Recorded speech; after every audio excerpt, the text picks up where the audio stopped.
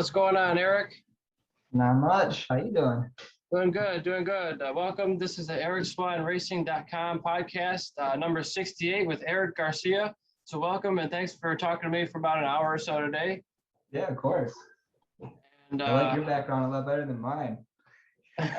you got a motorsports picture up there, it looks like. Yeah, I got my. I have a few on the wall in front of me. I got my Sebastian Vettel back there. There you go. So my you're F1 a racing fan of all kinds, it seems like, of Formula One as well. Oh yeah. Oh yeah. So you've been following all the championships and all the races. Yeah, absolutely. I definitely got into it like 3 or 4 years ago with some buddies, and then I hopped on of course, the Drive to Survive bandwagon, and have been watching it ever since. And got my girlfriend to even watch it with me. She loves it, and went to a race down in Austin a few years ago. That was fantastic, and looking forward to going to one in the future. So I love Formula One. I love all types of racing, to be honest. So. And for people who don't know, you're a motorcycle racer in Michigan in the Northeast here. And you've been racing with Wera Motorcycle Road Racing for the last couple of years. And I think you're now a championship holder yourself. So you know what you're talking about when it comes to racing, for everybody who doesn't know what you're about. And tell everybody what bike have you been racing for the last couple of years? I was on a 2009 R6. Originally, I got a little bit of a history, a sad history. Most of them I would crash and then just get a new one. That's a normal progression, right? Yeah. But yeah, anyone who knows me knows I don't crash often, but when I do, it's spectacular, apparently. Is it yeah, usually I'm yard sailing or injuries? It's I have had a couple injuries, yeah. I had one very recently, within the past 2 months, that kind of derailed the end of this season. I had one back in, and then I want to say 2015 was like my second track day ever. Yeah. That was an 03 CBR 600, I believe I was on at Grattan for the first time. It was October. And I did the one thing you're not supposed to do at Grattan, which is brake really hard over the hump. Oh yeah. In novice. So it's funny, you look back at that now, stuff like that, and I'm just thinking, man, what was I doing? It's all about learning. You just have to push the limit sometimes to find out what the real limit of it is, or where the right line should be, or so many different things to figure out. Absolutely. The thing that I tell a lot of people when I talk to them about bikes and racing or just doing track days is it's not something for people who don't learn quickly. Otherwise, especially if you're the type of person who wants to push the limits and go fast, if you don't learn quickly, you don't learn from your mistakes. More importantly, I think it's more about learning from your mistakes, to not make the same mistake twice. So if you're not the type of person who can learn from the mistakes and not repeat those mistakes, then it could be a very, shall we say, expensive sport, more so than it already can be. Yeah, and I found, you can even learn from other people's mistakes. You don't have to always make the mistakes. That's true. You can see somebody else make that mistake and say, oh, I better not do that, or I better watch out for this next time, whether it's wiring something on your bike the right way or the wrong way, or taking a line or missing a corner, and just so many different tips you can pick up. 100% agree. Yeah, absolutely. And tell me, what's your plans for next year, hoping that you recover from your injuries and you don't have any lasting effects from those? No, yeah, my injury is good for the most part. It was a crash in Pittsburgh. Just kind of unfortunate. Ended up breaking my wrist. I'm glad I went into the urgent care to get it checked out, because I thought it was sprained. Yeah. But as for next year, yeah, I'm definitely planning on racing. The question now becomes what bike I'm going to be racing on. I haven't yet fully decided. With those the new rules package for Super Sport, does that change things for you? Absolutely. Um, I haven't made a decision yet. I'm still trying to figure it out. The R6 is in pieces right now anyway, it's getting serviced.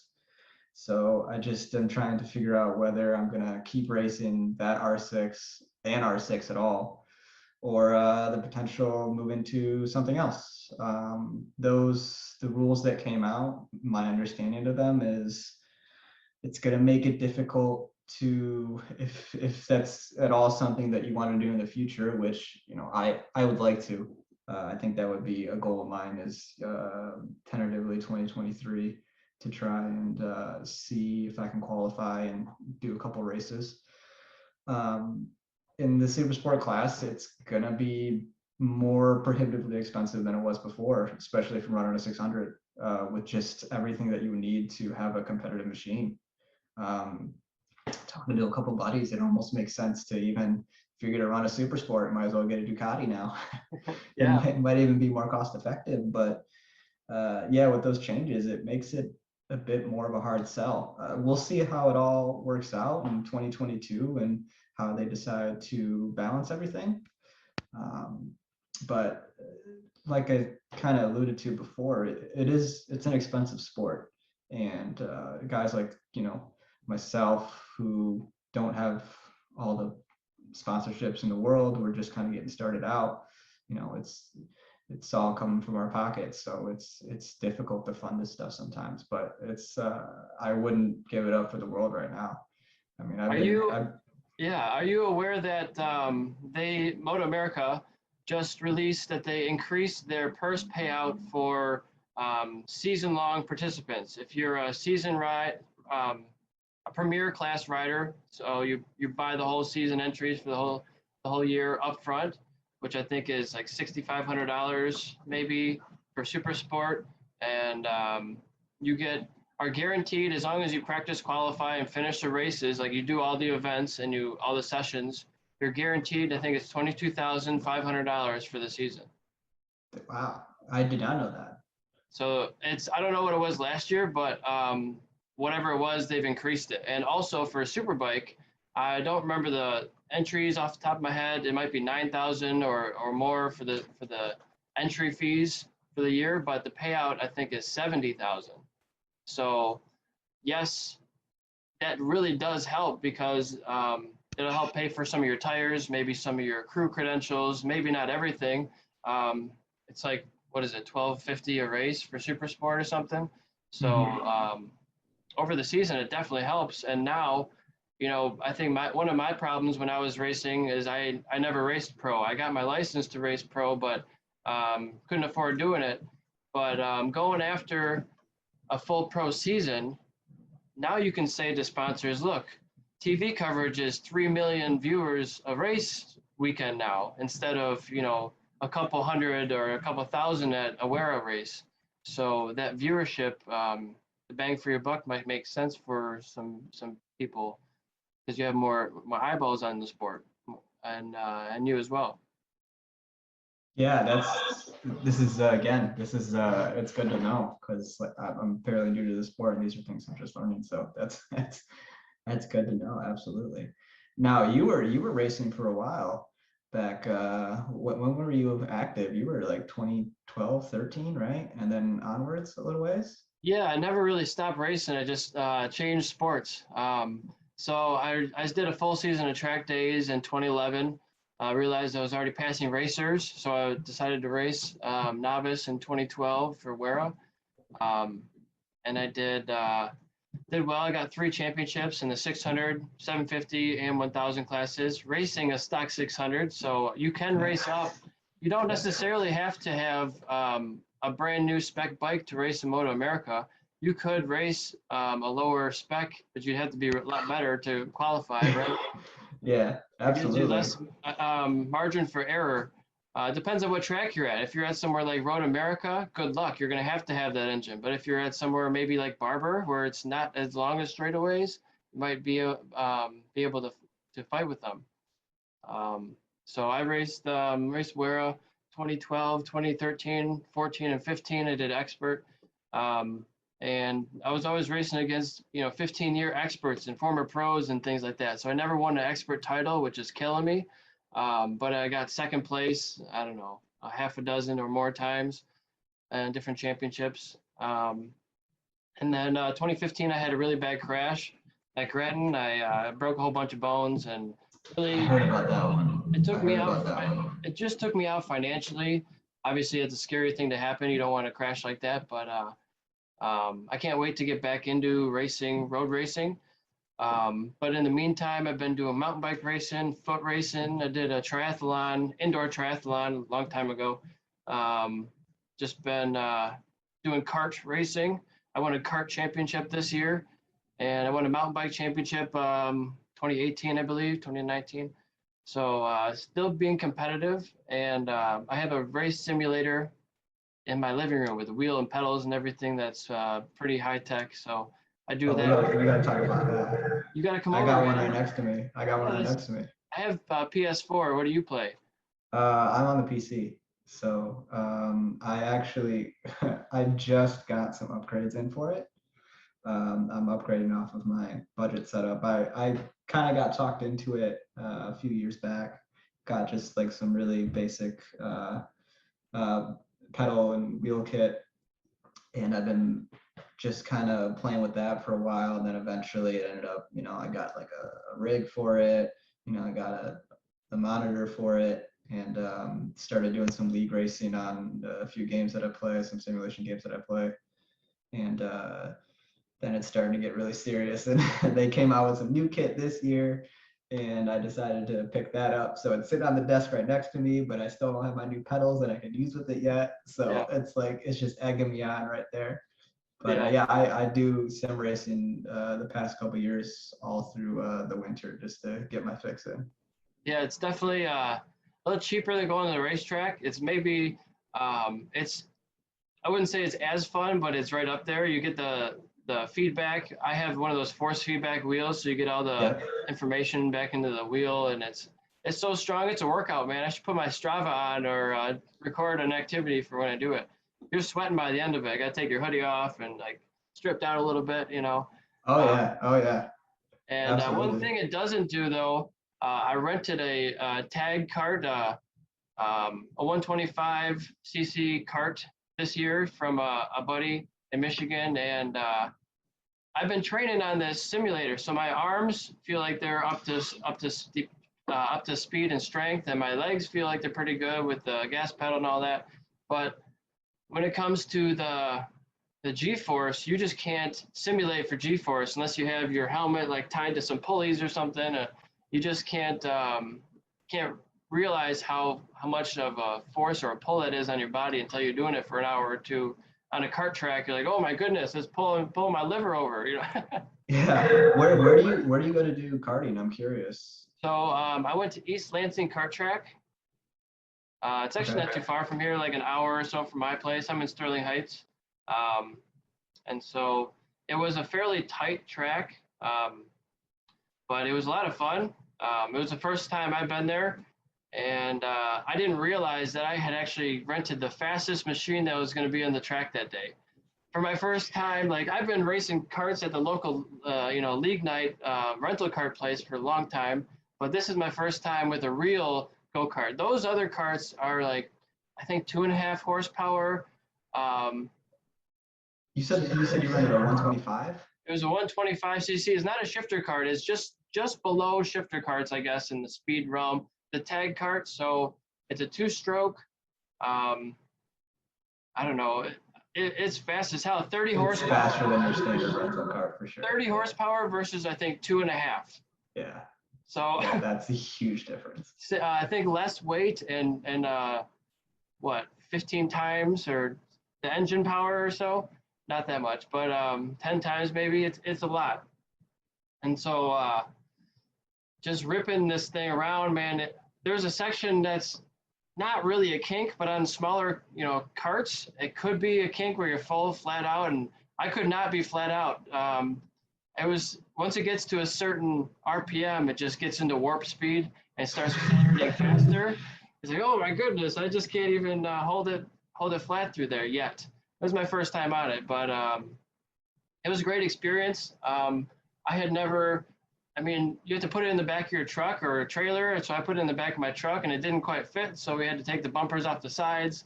And like I had never put on bumpers before. So I'm at the track now with a little cart. You push it out of the bed of your truck and put it onto this little push cart.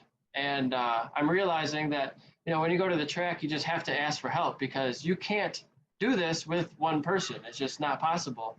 So you just have to do the "Hey, Mister" next to you, and that's how you make friends, And so I made a whole bunch of friends because I needed help, and I only went there with myself.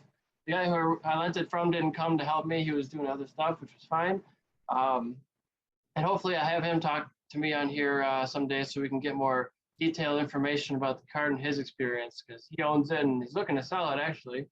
I don't think it was that expensive, maybe $4,000 for the whole setup, but brand new, this would be 8 or 9,000, even maybe more. It's funny that you mentioned that and brought up the card because that's absolutely something I'd be interested in doing. It's awesome, man. I highly recommend it. If you've ever done the local cart place, this is like the next step. And you go to these places and it's just like a flea market. Everybody's has stuff for sale. Everybody's looking to sell, oh, I got an older cart at home. Maybe you could use this. And so one of the guys, when I was there, I was telling him, I paid to rent this cart. And he's like, oh, yeah, well, use mine for a session. Check it out. And so he had a 8 horsepower Tony cart. And these were both not shifter carts. You didn't have to shift anything. It's like one gear. And even the 8 horsepower, you have to drive it so much differently than you have 30 horsepower around the same track. And it's so different. I mean, but the 8 horsepower was faster than your local kart place by several times. And really, that was all you needed. I mean, I didn't need 30 horsepower. It was kind of overkill. It was a lot of fun, don't get me wrong, and I'd do it again. But 8 horsepower would be plenty. And you can have a lot of fun with that. I'm sure the engines are cheaper and everything involved would be slightly less. I go through tires less often. But it was great. That's the big one, yeah. Yeah, but there's children out there. There's adults and old people, and everybody's racing to have a good time. I did find that if you want to invest, it's like $1,000, but you can get one of those stands that takes your cart from the ground up onto the stand by a pulley system. It's like an electric. It's got a motor on it, a little winch on there, so you could do it by yourself without having to ask somebody all the time. A little bit more luxury, but yeah, you don't make his friends as often. But I mean, I feel like that's like half the game is you show up to a track or something like that, and I mean, not always asking people for help, but it's just the interaction with everybody who's there. I mean, that's what makes it such an enjoyable experience. I mean, look, I love riding and going around the track, but I feel like a large part of it is just hanging out with the people that are there is what makes it worth it for me. Yeah, it's so cool to see the new kids on the block coming, the young kids who are coming with their dads and they're 4 or 5 years old and they're out there in the junior carts. So like, that's awesome. They're doing some decent laps out there. This kid looks solid, and they don't have a driver's license for the next 10 years, but they can still race a go-kart. I think it gives you a lot of confidence and it makes you any sport you get good at. If you dedicate yourself towards it, I think it helps you as a better human, makes you a better human being. Mm-hmm. Absolutely. Yeah, karting was always something that I have wanted to do. I just didn't know I still don't exactly know where to start. And maybe that's something we could eventually talk about because right now I'm fully, invested into the bikes right now and I can only do so many things at once. But I always felt like bang for buck as far as like how much you can pay and how much fun you can have. I feel like the cart is just the way to go without like risking completely, Oh yeah. Like, my strategy not being right on now, a 2-wheeled rocket that if you go off of it, you're done. sure. I felt because I've done a few karting places, some actually like really really nice like rental car places that I've gone to. Like, have you done Autobahn Country Club has one, Oh yeah. like the outdoor one. That one's really fun. Had a blast at that. We've got one over here at Novi that I've been to a couple times.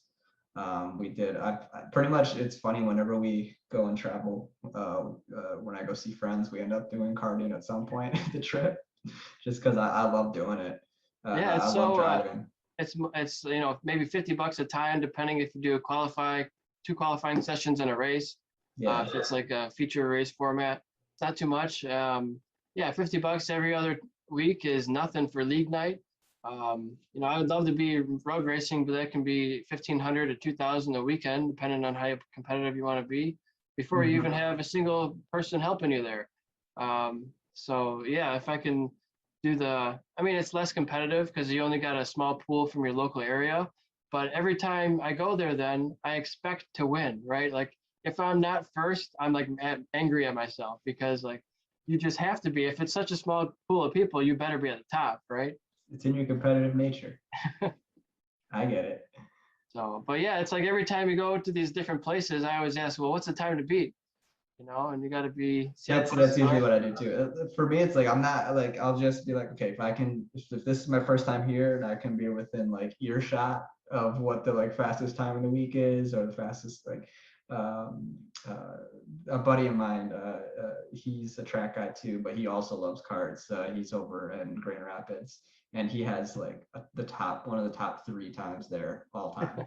Yeah, So he's just like, yeah, if you can be within like a few tenths of me, like you're doing all right. So then I'll have him out. He'll tow me around for a lap or two, and then I've already figured it out. And if I can come within just a couple tenths of where he's at, I was like, okay, then I feel good.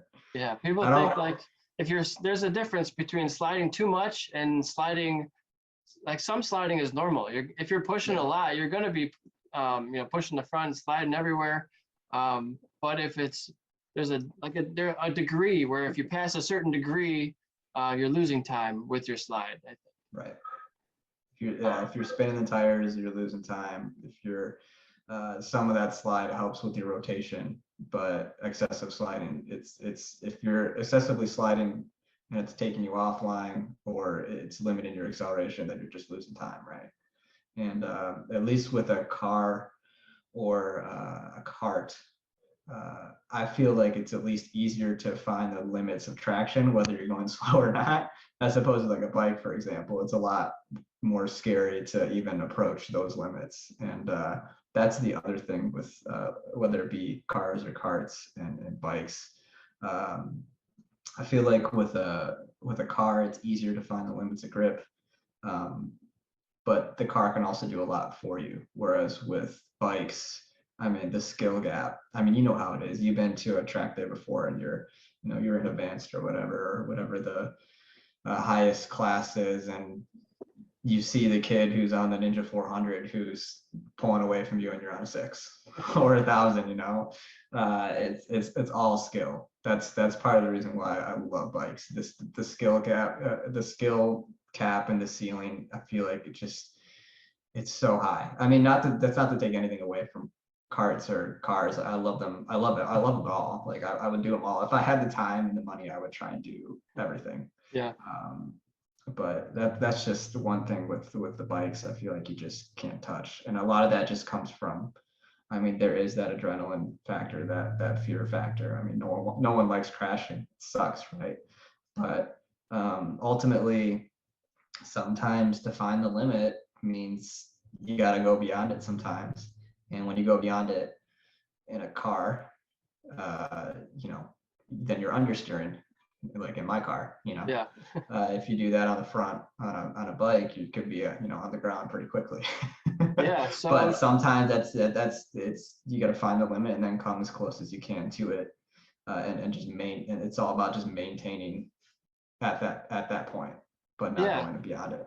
So to train for crashing, do you do anything specifically? Do you like tuck and roll, like jump Train out for of the cars crashing. like tuck and rolls, or do you? I mean, I've crashed a few times, but I don't feel like it's that much.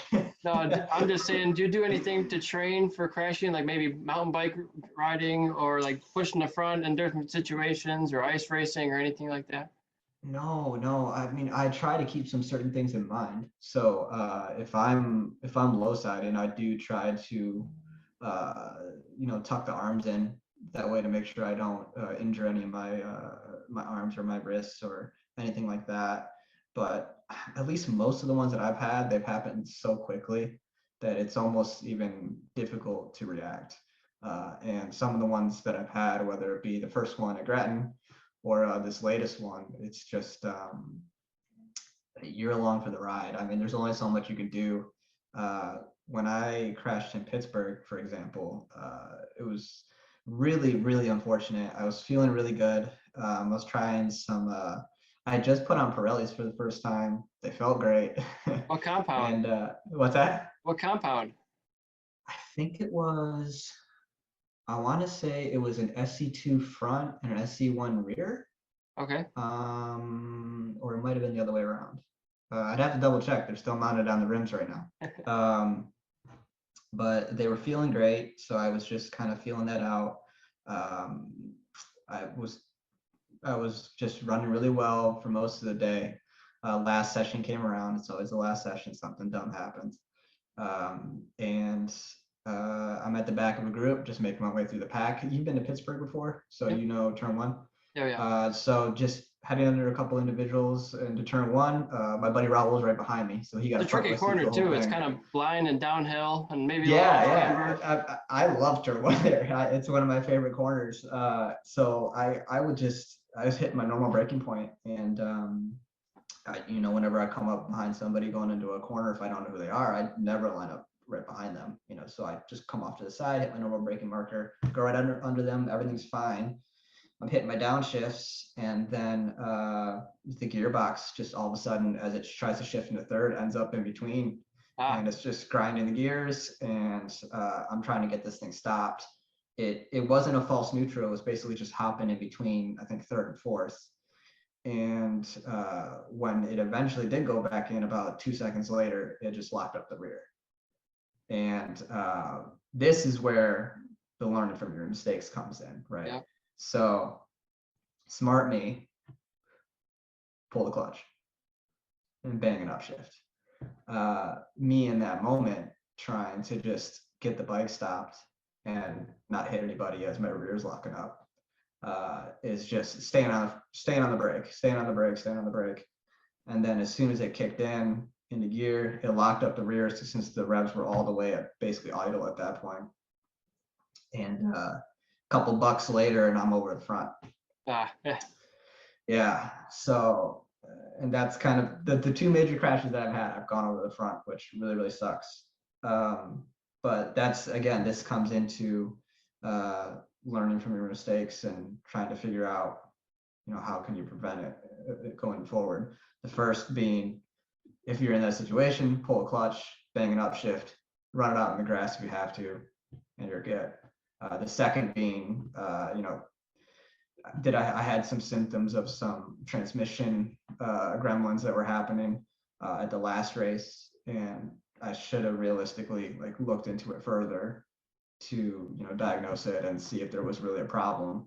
But being me, I was like, it happens every once in a while. I've heard it happen to other people, so let's just run it out and we'll check it at the end of the season. But then sometimes you pay the price for that, and I did. I was really, really gutted and disappointed just in myself more than anything. Oh yeah, just to make those silly mistakes. It feels like a silly mistake, but I know so many people who've made mistakes and crashed because of transmission issues. And yeah, I've had transmission issues. I've had Kawasaki's, of course. And it's scary when it happens and you're not expecting it, or you're looking for that. You're downshifting into a corner, and then you have no back pressure. You have no, engine braking, and you're going into a corner and there's not a whole lot of runoff there.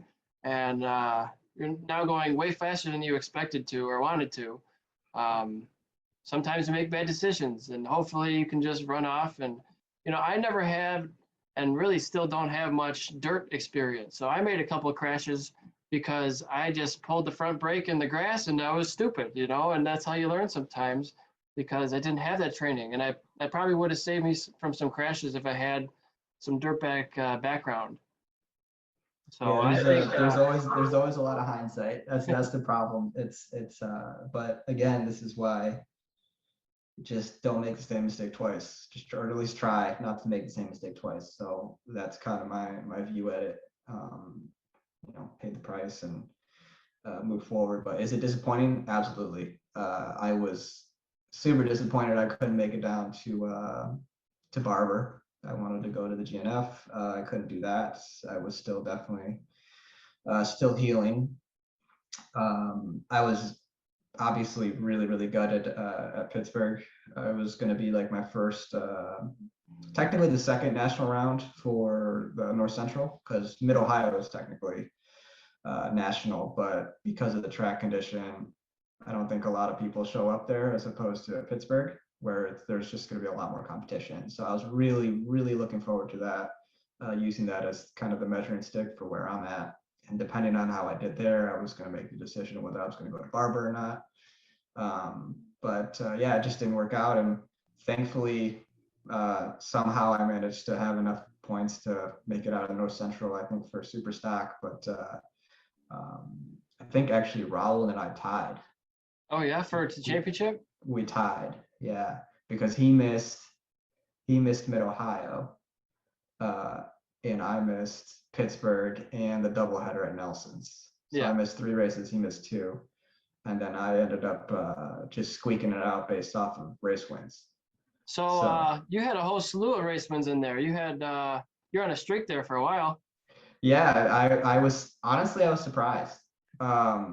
I didn't expect to honestly do very well, because I don't even think I'm that, like, I think I'm okay. I don't see myself as being this person who's, I'm competitive, but I don't see myself as being the fastest person, on a track day at any given day, or a racetrack at any given day, because I know how fast those guys are, like those expert guys are.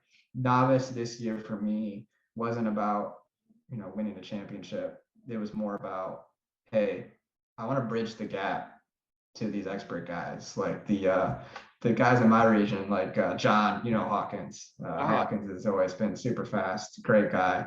Gary Jankowski, Neil Scalf is up there just tearing it up. He's one of the newer guys, but he's extraordinarily fast. Just trying to get myself to where I can regularly compete with those guys on any given day, and just trying to learn as much as I can during this season to then make the jump to expert and be competitive. That was kind of my goal. And I was fully expecting to get my butt kicked by, because there's like a lot of quick guys and novice out there. I mean, these Grattan guys, man, they come out of the woodworks and they're quick everywhere. Yeah. Raul I was racing with, Foster, Jacob, a few other guys. And we all just push each other. And I was just out there to have fun and learn. And, if winning was in the equation, then, obviously I'll take it. I like it, but it wasn't my be all end all goal for me. It was just about learning as much as I can. And I was fortunate enough to walk away with a lot of wins during the season. And yeah, it's been an amazing experience. And it's funny, I mentioned Hawkins. Hawkins was the guy who actually really got me into it. He was the one that gave me the nudge. Oh yeah. And I am forever, grateful and thankful for him for doing that for me. He was one of the guys who actually, back in 2015 when I crashed, that he was, I was at the track with him, and he's, there were a bunch of us there, so they all got a front row seat to that. But anyway, so my relationship with him goes way back, and he was the one that was saying, hey, what are you doing? You interested in racing? I was like, I don't know, man. I don't feel like I'm quick enough. He's like, I don't know. You got some good times. Why don't you just enter and see what happens? So I got that nudge. He helped me do all the safety wiring and all that stuff. And then I think it was last year. It's 2020. And I did I think it was the July round in Grattan, and got a podium. And I was like, there you go. Okay. I don't know how that happened. And then before you know it, I do that first race, and I'm like, holy crap, this is fun. And I was like, okay, you going to Nelson's? Let's go to Nelson's. And then that's where it all started. And I did those 2 rounds. And then I was like, okay, I'm gonna definitely go full. If I'm the type of person that if I want to do something, I tend to go 100%. So I said, all right, let's race. If I'm gonna do this, I'm gonna do a full season. Let's do a full season in North Central, and let's see how it goes.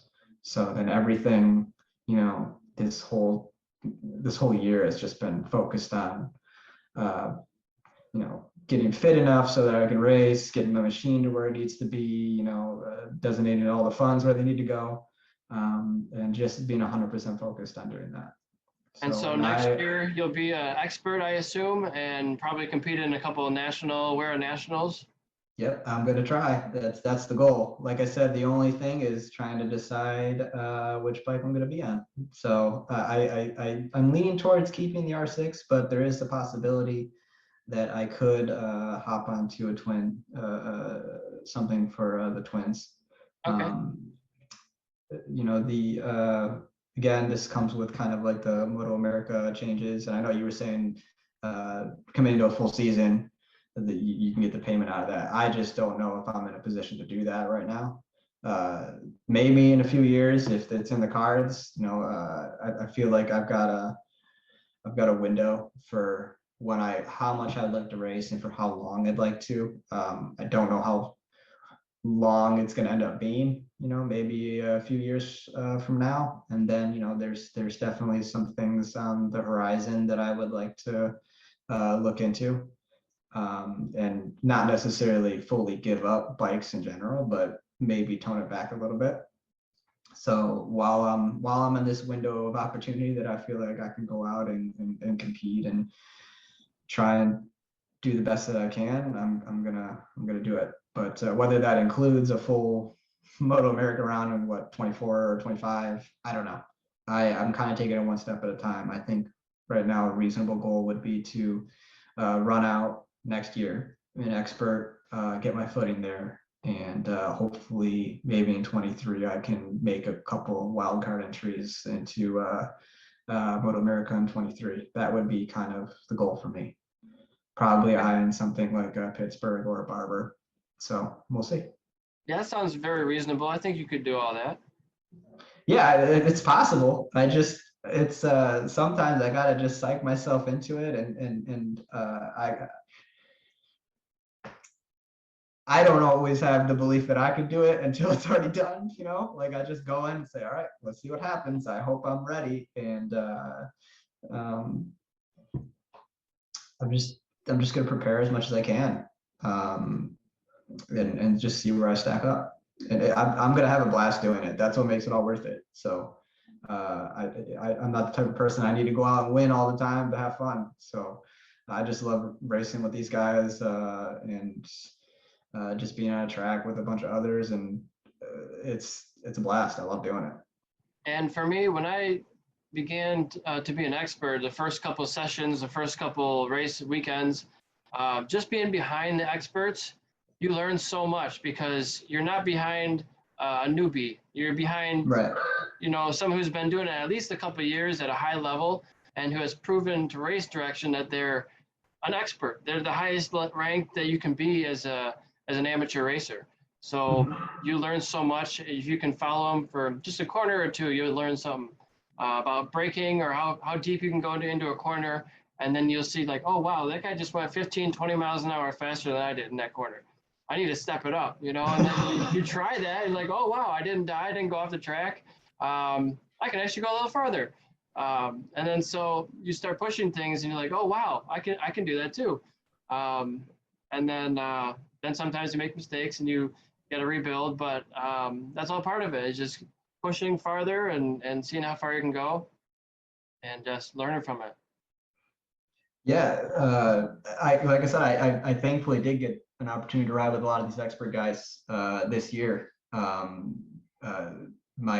like I said, one of my goals was bridging that gap, and sometimes, if I could end up like, even if it's just on a pace, because sometimes I do a 2-wave start.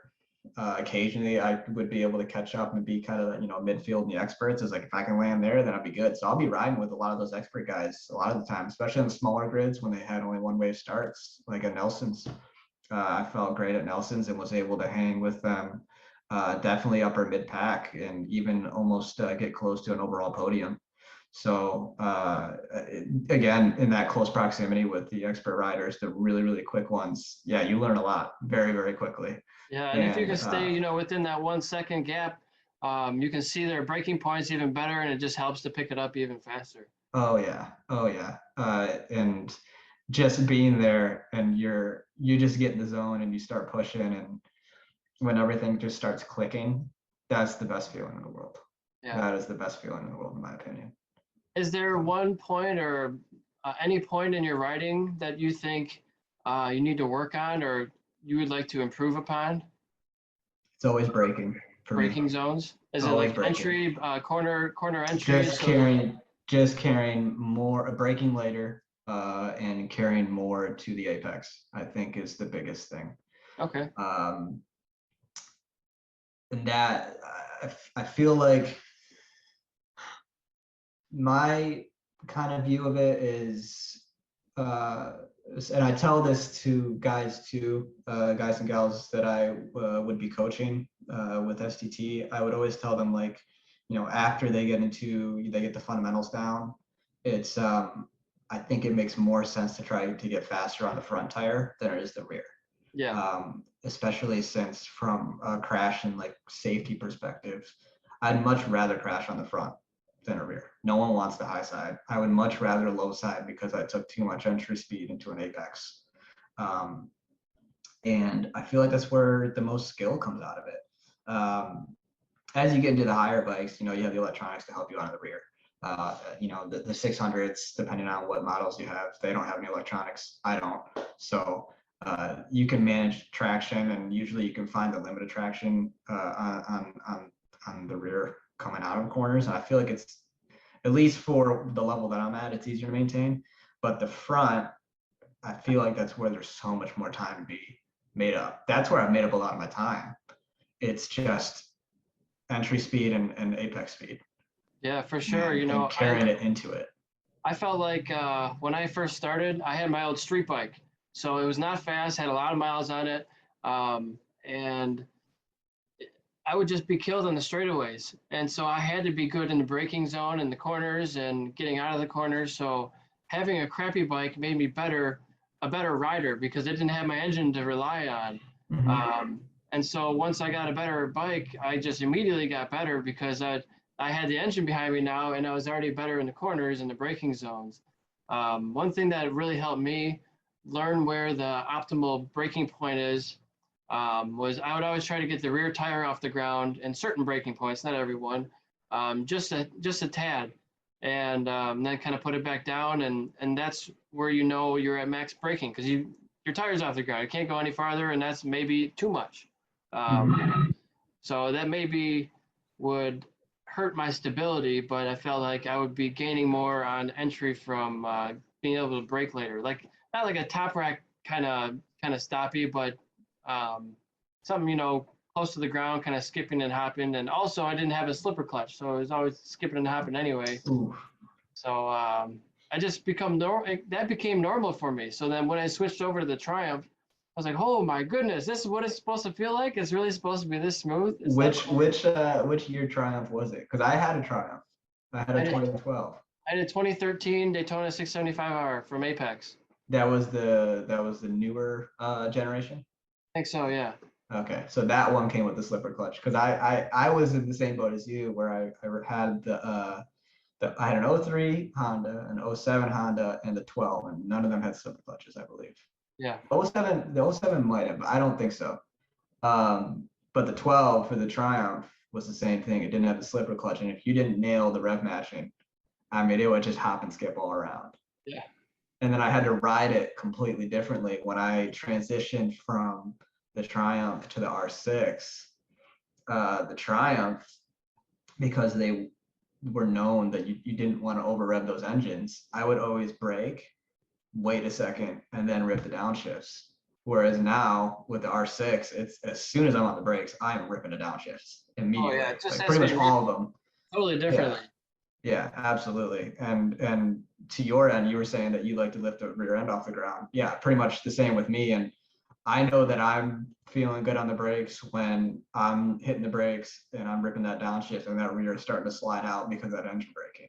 And Yeah, that's when I know I'm like, okay, that's where I need to be. for sure.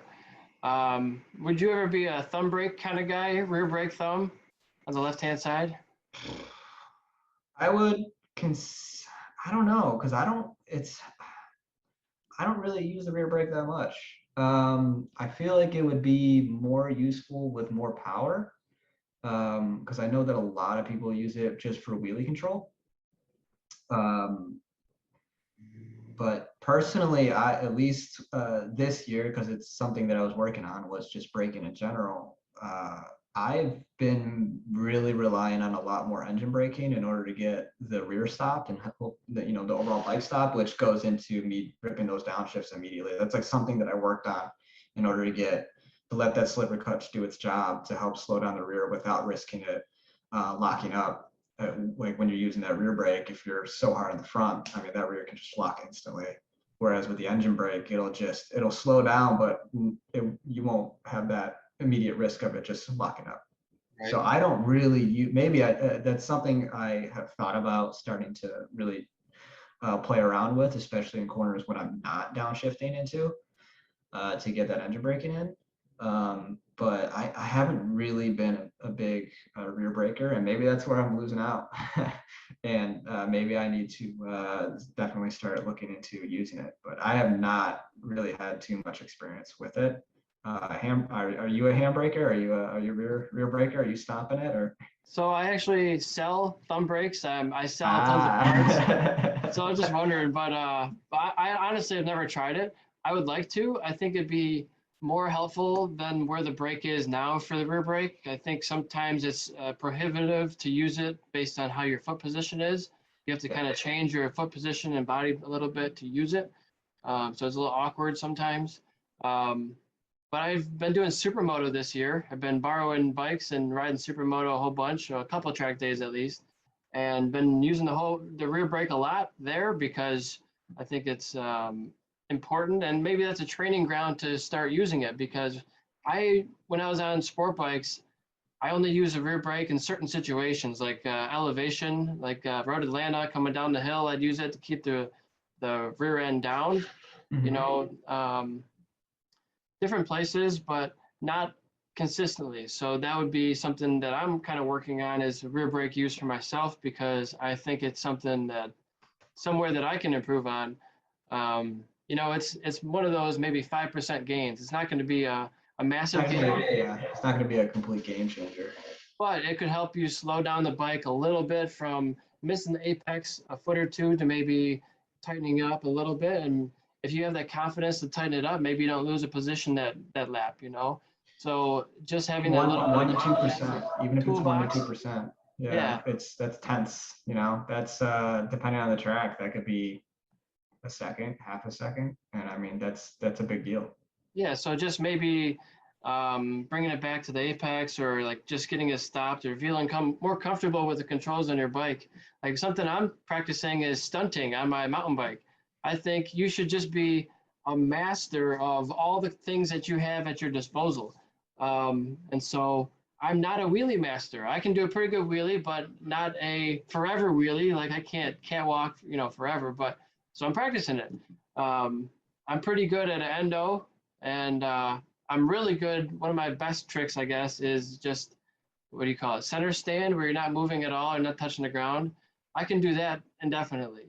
Um, so I just like practicing. That's good for your balance. Some days when I go out for my bike rides, I'll just practice balance for a minute or two, and I'll just stop over in a parking lot and just practice balance or a wheelie control. Or I think it's important. I don't know how applicable it is, but It's bike control, it's body control. yeah. It's being comfortable with your bike and your body doing different things. Because And if it wheelies on you and you're not expecting it, you might freak out a little bit if you're not used to that. But if you do it all the time, you're like, oh, that's no big deal. That's just a little wheelie here and there. yeah, no, absolutely. And I'm terrible with wheelies, so I'm definitely in that camp. It's Plus, done it a couple times. imagine you go over the jump and you're full throttle. You're really trying to catch John in front of you next year, and the bike comes up, and you're like, oh god, that wasn't expecting Yeah. that. maybe you'll know it's too far or where to let off better if you got that perfect wheelie control. That's definitely one of the point that exact point is when it's getting out of shape over the hump. You're like, okay, that's the pace I need. Now, if Perfect. you're going, what is it, counterclockwise, you can just rip it and it doesn't really matter how far you launch it. But if you're going the other direction, I've crashed there going clockwise because I sent it and I got some air and I went to downshift and I just tucked the front immediately when I went to hit the brakes and lost the front there. See, that was a fine tuck the front until I hit the grass and everything started to tumble. But That's a tough one. I got a picture of me that's a holding the quick one. tail section of my bike, walking. Someone's pushing my bike, and I'm holding the tail. That's a memorable one. Yeah, no, I get it. That's right where I crashed. I had a huge mental block just with turn 5 at Grattan for a while since I crashed there in 2015. So I was always I viewed that as the most dangerous corner at Grattan. So I was like, okay, where's all the easy time? Where's all the safe time? And then it's like, okay, I'll push this one last. And then ironically, I actually don't think that's the hardest corner, not even close. It does have some danger though. It's different. There's danger there. There's danger there. But once you learn to just, again, where the limit is, and as long as you know not to go above that, I mean, now it's fun. I love that. I love that place. Yeah, there was one time I was passing. I went for a pass up the inside of Rick Lind, and we're going clockwise. Yeah, I know, Rick. Yeah. We're going clockwise, and he was coming. I went up the inside of him into right after the jump, and so we're going into that right-hander there. And he's coming over way quicker than I thought he would, taking my line away as I'm already committed to it. And so I actually passed him on the curbing on the entry to that corner, and I thought for sure my front tire was going to wash out. I was like praying, please stick, because I wasn't expecting to be there or be on the curbing, and that curbing is angled pretty violently. This is on 5 you're talking about? Yep. Oh, that's tight. I was on the curbing, passing them there, and it made it happen. But man, that was making me nervous. Sometimes you don't have a choice. Sometimes you commit to a pass, and you just, okay, well, this is what's going to happen, and hopefully we both come out the other side. Now, I've made contact with other riders, but I've never directly made another rider crash because of something that happened. I think that's normal when you get into expert. People lean on you a little bit more. There was a guy, I think it was William Sweeney. You probably know that, William. Bill Sweeney. The name is familiar. I think I might have raced with him before. Yes. We were going into turn 1 at Grattan, counterclockwise, and we're at the start of the field or at the beginning of the pack. I think we're 1-2 in this race right now. And he's on the inside. We're trying to turn right, and I'm on the outside of him, and I'm waiting for him to turn. He's trying to take my line, waiting for him to turn. He's not turning, so I lean on him, and his left foot peg gouges into the side of my bodywork and rips it down the side of my bodywork and all that, which is how close we were. And we both made it through the corner. Neither of us went off the track, and we both kept 1-2, although I got into first right there. And it's hairy, and you're at the front of the pack at the start of a race. It's like, and you both make contact at the front of the pack. It's like, oh, don't crash, please. It's like those situations, you just have to just keep looking where you should be looking. Don't stare at the guy next to you because that's not going to help. Don't panic, and just maybe try to separate yourself a little bit from him and go towards the next corner as best you can. I think John was the one who explained it perfectly when I was considering racing. He's like, look, after turn 1, it's just a really aggressive track day. if you make it through turn 1, after that, it's just you're at a racetrack. Yeah. It's just and I have some serious nerves when I'm up on the grid. It was funny. I was telling my mom about this. Yeah, I was telling my mom about this, and I was telling her because somehow the conversation came up. Like, hey, do you ever get nervous? I was like, oh yeah. Always the first race of the day, I am super nervous. Whether it's about where I'm going to end up, how I'm going to go through turn one.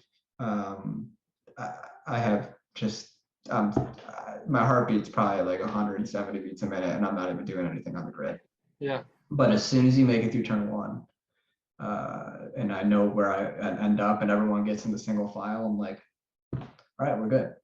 Then it's just game on. Just getting that sorted out for the first 30 seconds or so that's the most hairy usually. Yeah. And it's funny because my my mom and dad, it got to a point where I would pretty much just tell them like, hey, I'm coming home.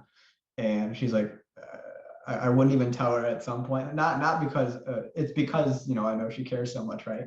And my mom and dad care, and they're always worried about me. So I'd always just be like, hey, I'm just going to tell you when I'm coming home and not when I'm leaving. Yeah. so that you guys don't have to worry so much. So I would always call them after, my girlfriend, I would call her after every day or every weekend and be like, hey, I'm on my way home. We'll have a conversation, and makes the car ride go faster. But yeah, I'm always super nervous when I get on the grid. So it doesn't matter. It doesn't matter what it is. Even the first track day of the year, first time on the bike, I'm super nervous. I'm like, I feel like, what if I just get on the thing and I don't know what I'm doing, you know? Yeah, there's always a chance you could stall it, right? Or loop it. So that happens sometimes. You could loop it on the start. Yeah. That's another thing I do need to work on. I do need to work on my starts. They're I've okay. always thought about going to a drag strip and just doing passes at the drag strip. But I actually, on the Cowie, I had really great starts. I always felt like I was a good starter. My weight is an advantage, but also I just felt like I was in tune with that clutch and how it just got off the line. And also, I think there's some tips for, you know, maybe not revving it to the sky helps a little bit, you know, how you look at the starter's hand when he drops the flag and where your clutch is already engaged or not engaged. So there's ways to start better or not, but you can't jump to start. You can't move before the green flag flies. So you gotta be careful. Even if it's in gear and you're almost at the bite point, you can't screw up. But I've never been what do you call it? I've never jumped a start or been black flag for anything. So I seem to have a good strategy. But the Triumph, every bike is different. The Triumph, I sucked with it because at least for the starts, because I only had a couple of starts on that bike. So it takes a little while to understand, you know, just how to get down the gas and get off of the clutch and release it just the right way. I'll use the rear brake for that. I use the rear brake on my starts all the time. Just to keep the front down? Keep the front down and to keep myself from creeping forward once I know I'm at the bite point. Okay. So like I'll just hold it there, and then that's when, as soon as I go, I'm off the brake. That way I don't false start. At least that helps me. But then again, I'm probably not the person to take all the advice from, because my starts are okay. They're not phenomenal. I don't think I've ever used the brake on a start, but I can see how the well, okay, you gotta understand. I'm like 5'4" on a good day. Okay. So I only have 1 foot down. Right. So I can't, like, it's really hard for me to hold the, like, especially if your revs are at 10,000 RPM and you're like at the clutch bite point. It's like legitimately hard for me to hold the bike back with like 1 foot. So you gotta be ready to jump off either side, dismount at any point. Yeah. When I first started riding that 03, I actually lowered it. I was one of those guys. Yeah. I had bought it off of my buddy who got me into bikes in the first place. I got it off of him, and I mean it was amazing. It had the chrome wheels. Oh heck it yeah! Had like the chrome case covers, bright yellow. And I was like, man, I don't know. I feel like I gotta like, if, you know, I can't touch my feet I can't touch both feet to the ground, right? Because that's what a lot of, especially shorter riders, they're really, you know, they get nervous about not being able to put both their feet down. Like, what if it falls to one side or the other? But it's just a reality of the situation. But I lowered it, and then realized how badly it handled because of it, and eventually raised it back up. I was like, oh yeah, this is so much better. And you just get used to it. I mean, I've never been able to flat foot anything over a Honda Grom. So it's just, that's the nature of being my size. But there are advantages. I mean, it is not a bad thing to be small in this sport. It does help quite a bit. I have a small aerodynamic profile, and power to weight works in my favor. So at least on my stock 6 in the novice class, as long as no one's running any super sport motors, I usually could get a good draft for sure. That's good. Yeah, it definitely helps. That draft is pretty dramatic when you get behind one or two guys in a row. It's makes your windscreen go like this, wobble all around the place, and it makes your helmet even move back and forth. But just that pocket of air is punching a hole it's like punching a hole right in the air for you. It was a funny story because you were at Mid Ohio. You were doing flagging at Mid Ohio. I remember that, and I had never been to Mid Ohio. And that Friday, were you there the Friday practice? Yeah, it was like a 3-4 day weekend. Yeah, it rained almost all day Friday to where we Yeah. only got one session. So I got one session to realistically go out and do any sort of reasonable, work on figuring out what my reference points were. So I went into Saturday race day with almost no information. And one of the guys I was racing with, Robbie Rignalda? Yeah. And going down the back straight with him, and I would have all the speed in the world, and I would just keep blowing past him. But he had been there before quite a few times, and he would just pass me right back, and we kept going back and forth because I didn't know the track, but I'm a lot smaller than he is. And I would just draft him all the way down the back, and then he would step me up the inside of a corner, and then I would fall on him, learn a couple things. And we were joking afterwards, and he's like, "Yeah, I gave you too many tips." But that's one time, especially where my smaller size definitely helps out. So Yeah, it's fun when you can go back and forth and fight with somebody, but also learn from him because he's braking later than you, and the next time you break at the same point, now he can't pass you there. Oh yeah, he definitely helped me drop some time. Yeah, we duked it out. We actually we came all the way down to the last corner, I think, on that last race. We had a little meeting of body work on the end.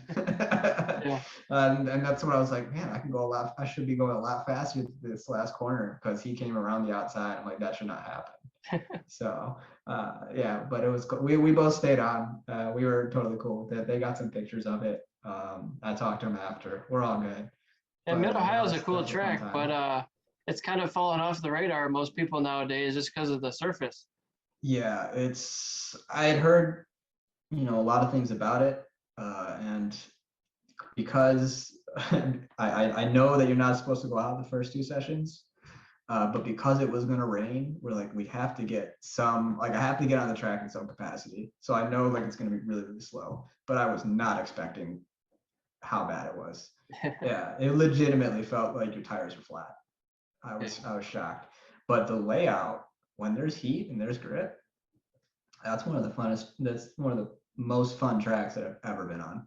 Yeah, it's pretty cool. So I got some elevation, got some ups and downs and some tricky corners. I'd like some walls to be moved a little bit, but it's not too bad.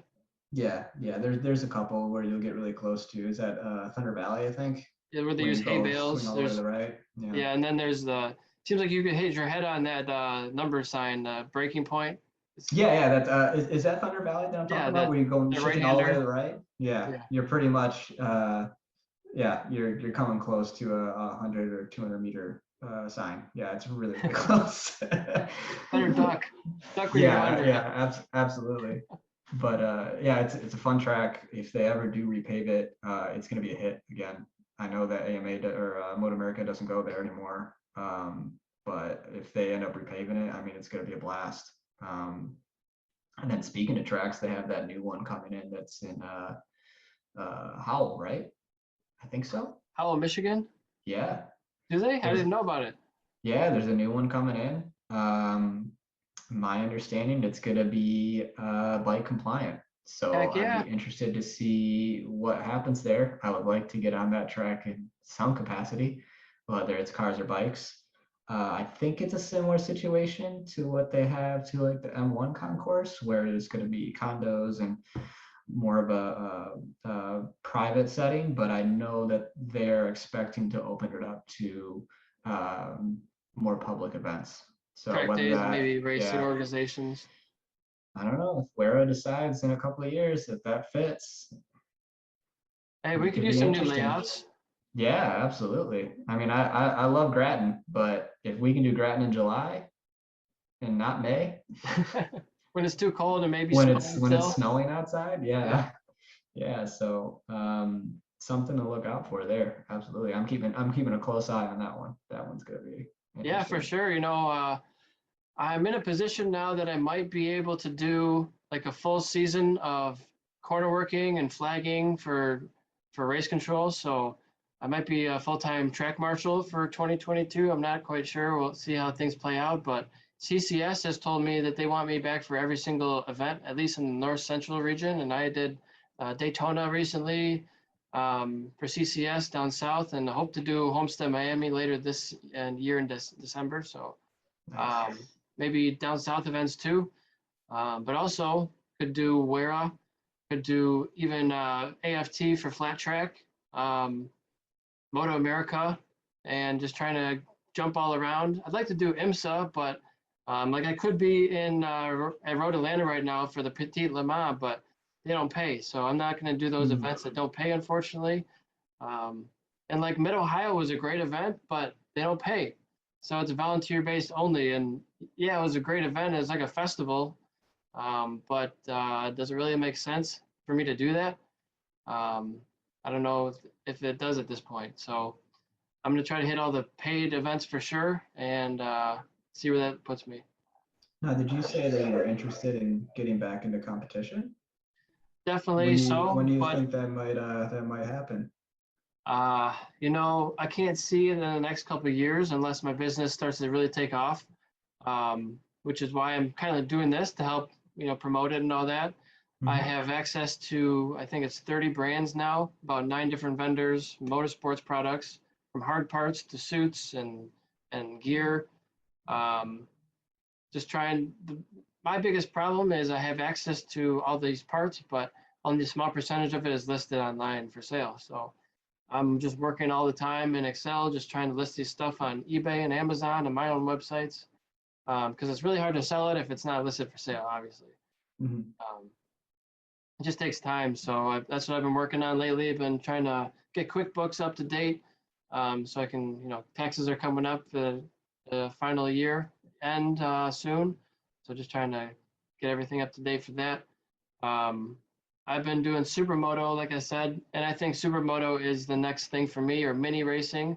Um, since I'm just on such a tight budget right now with trying to grow the business, um, supermoto is the smiles to dollar place to be because Yeah. it's so cheap. I mean, once you got a bike that's a couple $1,000s, a track day is $70.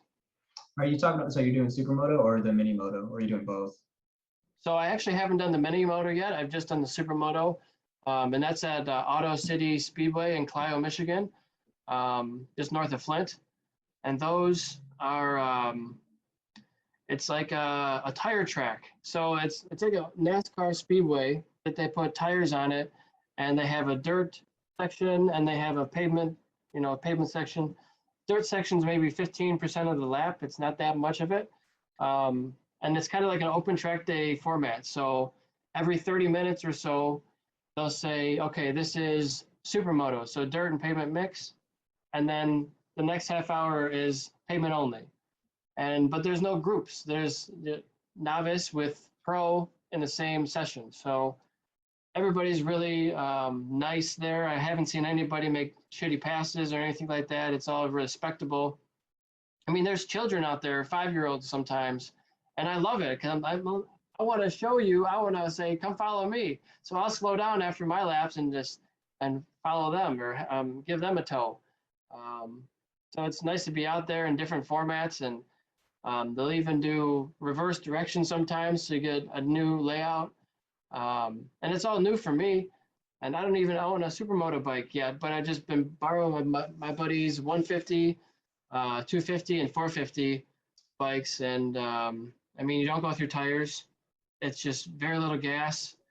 Um, it's an hour away, so you don't have to travel much. You're not camping there, just driving home at the end of the day. It was like 9 or 10 a.m. to 5 p.m. So not as long as a normal track day, but it's open track the whole time. So when I went there, my buddy said, "I've never seen anybody do as many laps as you did today." Just out there for like an hour. Well, I was out there until my bike died 3 different times. I ran out of gas from like a full tank, and I was just out there. I was exhausted, but I was like, man, I haven't been out here and doing track days in since 2018. That was the first time I was on a bike doing a track day. So it's been a while, and so I was trying to get my money's worth, and just going out there doing laps. I might not have been going the fastest I could go, but 80% just using different muscles and getting tired and fatigued and using different muscles and staying out there and just learning and feeling the tires again and pushing the front and almost crashing and then crashing. I have a few friends that have mentioned either doing that or the mini moto, and I do wanna give it a shot at some point. So who knows? Maybe you might even see me out there crashing with you. Well, I highly recommend Probably it. a lot more.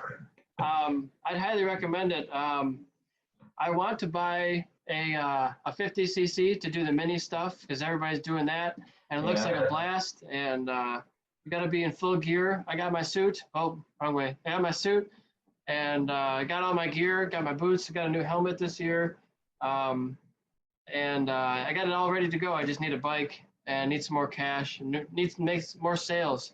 So I went pretty much the whole month of October without doing any podcasts. So this is my first one back after a month or so.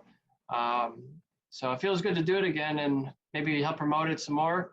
But I've been transitioned to doing this full time now. So I'm just, plugging away, and it feels good from only being able to do it 2 or 3 hours a day to doing it full time. And I think I'll start to see some changes. Once I catch up with all my QuickBooks and billing and accounting stuff, I can really go full force with uploading all these spreadsheets that I've been working on for so long. It is tedious, but like at the end of the day, that's what has to be done to sell these parts. And I feel like so many of my sheets are like 80, 90% done and almost ready to be uploaded. And it's like, it's so close. Because I have stuff like Core Moto brake lines and those Carrozzeria wheels and Apex, 6 wheels and all this stuff. And it's exciting to be able to list it, but it takes so long because one brake line might have, 6 different colors for one of the parts, and then 6 different colors for another one of the parts of the brake line. And then there's 4 different parts you can customize. So there's like 1,000 different options for this one brake line, and there's hundreds of brake lines.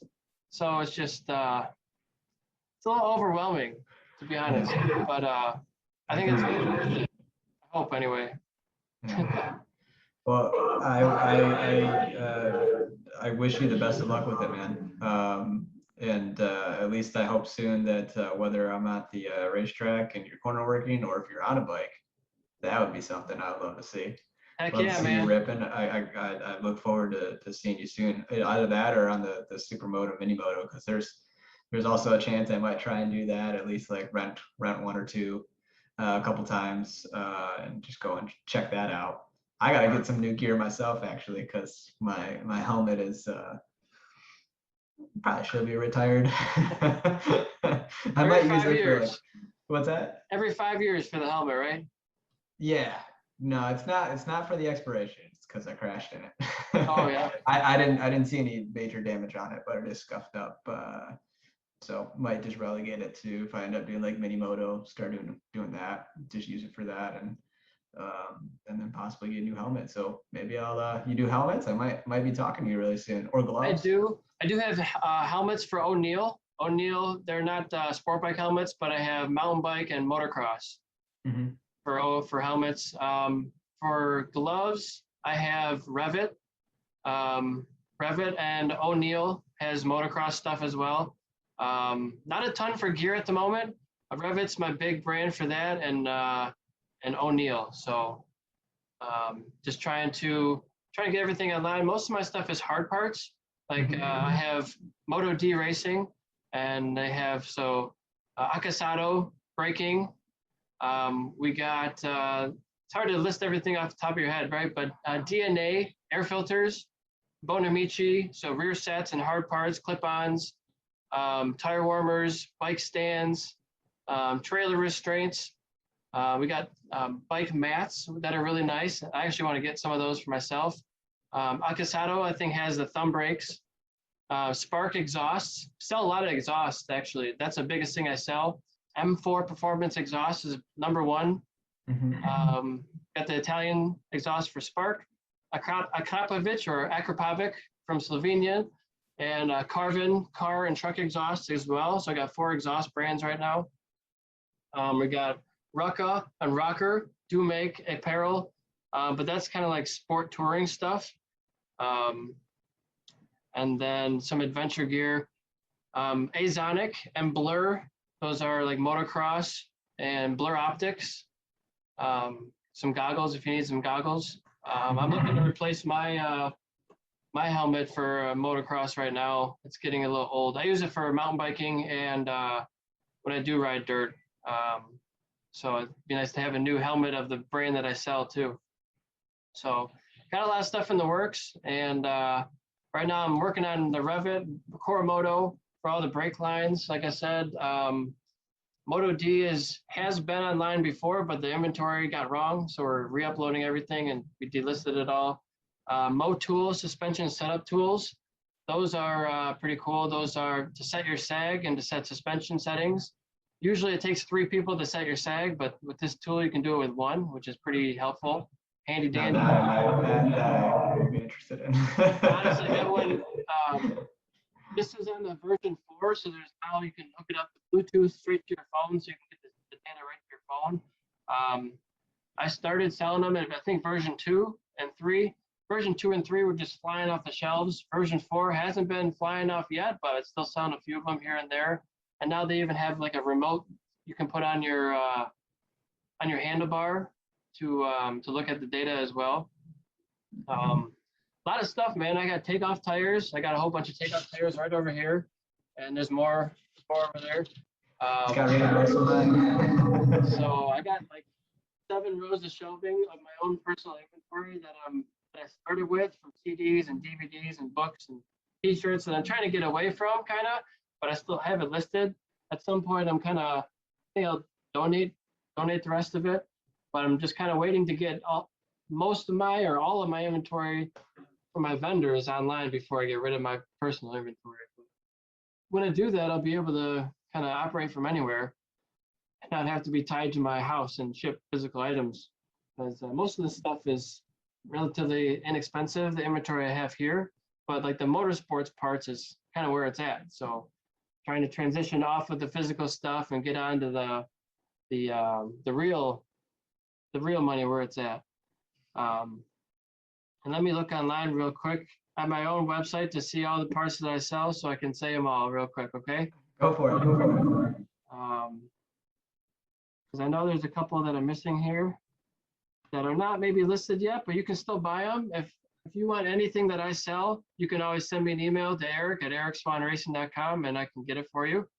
I just need some part numbers sometimes. That definitely helps, but I'll just go alphabetically. I got Akasado, Akrapovic, Angry Acorns Designs. Those are Subaru wide body kits. I have some car parts too that I don't have really listed. Why didn't you, man? I used to have a Subaru. I used Oh, to yeah? have the STI, man. Oh, Nice. man, I wish I would have known. I Not got anymore. BC Racing car parts, Blur Optics, Bonamici. Some of these I already mentioned. I'll skip over. Driven Racing. Those have been selling pretty good. They got sprockets and hard parts for Driven. Easy Grip tank grips. So for your inside of your leg for your tank, leaning off the bike, a lot of people like to have that grippy tape there, so I sell those. And they're cut to each bike's size and then template. Fortune Auto hand-built suspension for cars. IRC components is a good one. So quick shifters and blippers and auto shifters, things like that for your bike. Kriega, we got M4. Let's see, Noble Performance, wheel spacers for cars. Jim O'Neill, OGO Power Sports, so bags are awesome. I have the Motorsports line, not the whole apparel brand line for them. Roland Sands Design, they have some pretty cool gear. And then let's see, Silver Suspension North America, and Starlane Performance Electronics for lap timers. I just actually bought one myself. So when I'm doing these different events, although it's renting a bike most of the time, so I can't exactly mount it unless I'm using zip ties. I'm putting it in my, my suit pocket and just getting the lap time afterwards. But that way you don't get the lean angle, because mine has a lean angle sensor, so you can get all different information from it. You can hook up, brake pressure, potentiometers, all these different suspension settings and suspension measuring tools. It's pretty cool data measuring GPS lap timer. Nice. So got a lot of stuff, man. It's thousands of products, tens of thousands of products. It's just hard to sell it all if it's not listed yet. So that's what I've been working on for the last couple of years, and it's still a work in progress. Well, definitely keep me updated when you have all that up and going, and I'm probably gonna need parts pretty soon here. So we will definitely be in touch. Well, for sure. Well, maybe I'll have I actually do sponsor a couple of people already a little bit. So I don't know. I've been thinking about sort of a discount for racers program where if you run a sticker or something, just like a lot of other companies do, I can't give you cash, but you're a local guy and I want to support local guys, and you help promote my business, I help promote you, and that's why I'm got you on my podcast here, helping promote the local people. Yeah, I appreciate that. I really do. Welcome, we can definitely talk about that. Absolutely. So do you got any sponsors you want to shout out? Any people who have been helping you out over the years?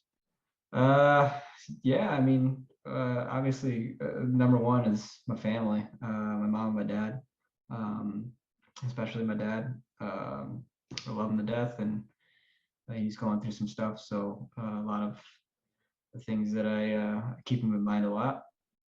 My girlfriend's been great for me. Sponsors, I've been working very closely with Joe Kraft, Joe over at Witchcraft Racing. And just started working with Vortex as well. And then just waiting on a few more applications and responses to come in. It is sponsorship month after all. It's October, November, and December. So that's when all the applications are going out. So those are at least the couple that I have nailed down right now. And we'll see going forward what else is in the cards. So like I said, I'm really looking forward to next year and the next couple of years, and I got some big decisions to make, but just going to be taking them in stride. But I'll be ready. I'll be ready to race next year for sure. All right. Well, I appreciate you talking to me. It's about an hour and 20 so far, so we're gonna wrap this up. I'm meeting a friend here in a couple of minutes, so can't go too much longer. But I still have, I think, a couple to post before I get to yours. I actually have, let's see, 1, 2, 3 already recorded but not posted, and so yours will be probably in a couple of weeks. I'll get this posted to a month, and but I'll be sure to tag you in it, and we should tag anybody we talked about, like Witchcraft Racing, Joe Kraft Suspension Work, and anybody else we mentioned. So I'm excited to get this one posted, and thanks for talking to me, man, and have a good weekend. Thank you, Eric. I appreciate it. You too. All right, bye-bye. Bye.